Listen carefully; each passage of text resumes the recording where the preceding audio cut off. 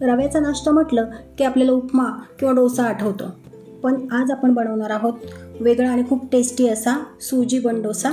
चला तर मग रेसिपीला सुरुवात करूयात. सगळ्यात आधी मी इथे मिक्सरच्या भांड्यामध्ये रवा घेतला आहे, त्याच्यामध्ये घातले दही.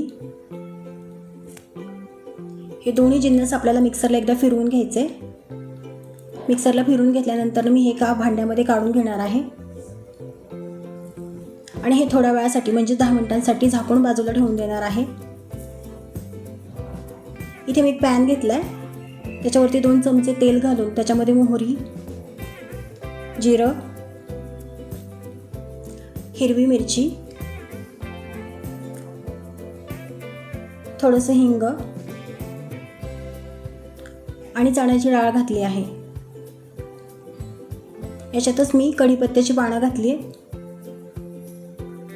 हे चांगलं आपल्याला रोस्ट करून घ्यायचं आहे.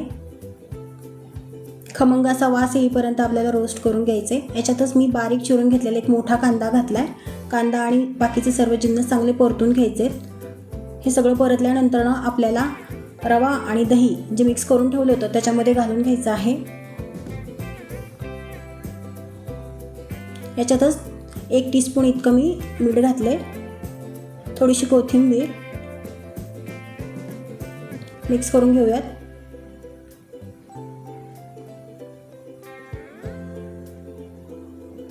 याच्यात मी 1 टेबलस्पून इतकं तांदळाचं पीठ घातलंय, डोशाला कुरकुरीतपणा यावा यासाठी.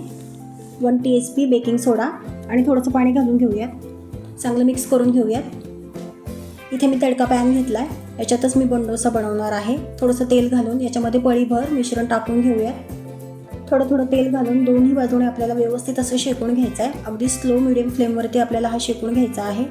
असेच मी सर्व बन डोसे बनवून घेतलेत बघा इथे. तर तयार आहे आपला कुरकुरीत आणि सॉफ्ट बन डोसा. रेसिपी आवडली असल्यास नक्की ट्राय करून बघा आणि हा बन डोसा कसा झाला आहे हे कॉमेंट सेक्शनमध्ये मला जरूर सांगा. व्हिडिओ आवडला असल्यास व्हिडिओला लाईक आणि चॅनलला सबस्क्राईब करायला विसरू नका. चला तर मग पुन्हा भेटू. तोपर्यंत सर्वांना बाय बाय.